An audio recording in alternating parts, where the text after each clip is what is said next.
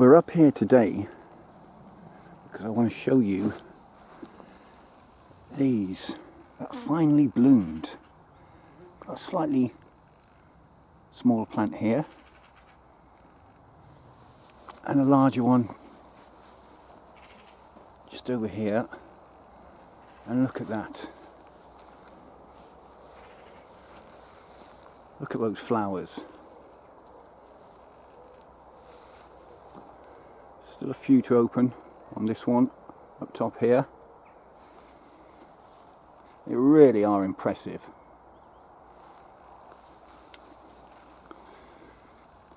There we go. And we're going to talk about them, not in great detail, but I'm going to try and encourage you to get yourself some tree lilies for your garden, because look at this for a floral display. Absolutely stunning.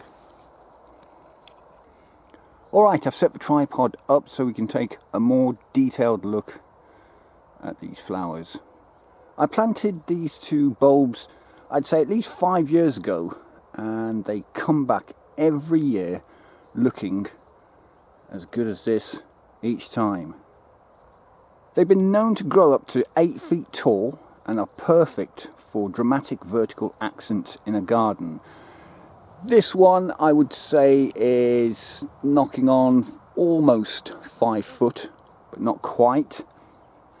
And despite their height, they are surprisingly easy to grow and require minimum fuss once established, which in my book means it gets a thumbs up. I want faff-free plants. Plants whereby you can just plant them and let them grow. Minimal effort, and that's what you get with these tree lilies. These guys bloom in mid to late summer and pump out these flowers for weeks.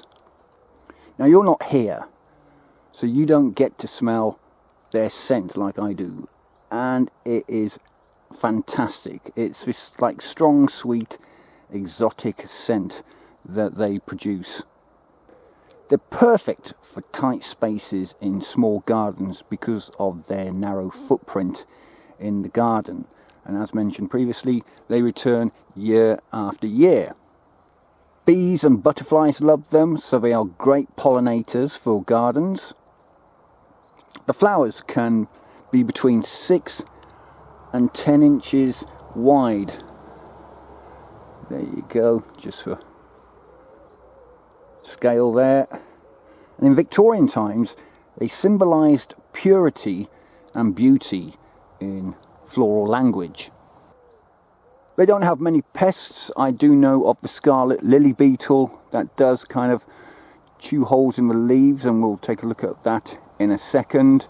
But they are known to be deer resistant, so if you do have deer coming into your back garden, then they'll give these guys a wide berth. And there you go, you can see an example of a damage caused by the scarlet lily beetle. They've got those notches in the side of the leaf just there and there. Your best bet is to come up and pick the beetles off and just dispose of them. Do yourself a favour, get yourself some of these for your garden. They don't come in seeds, they come in bulb form. I bought this one and that one there, like I said, about 5 years ago, and you won't be disappointed. I mean, just look at it. If you're looking for a plant that turns heads, smells amazing, and asks for very little, then tree lilies are it. Alright, that's it for this particular video, but before I go, let's just have one last look at this tower of flowers. Absolutely lovely stuff. You can't go wrong with these, people.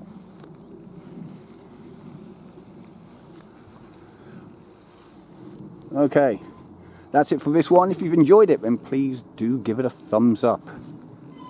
Subscribe to the channel because that always helps me out.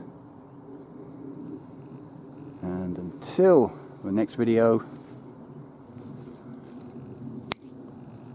Bye for now.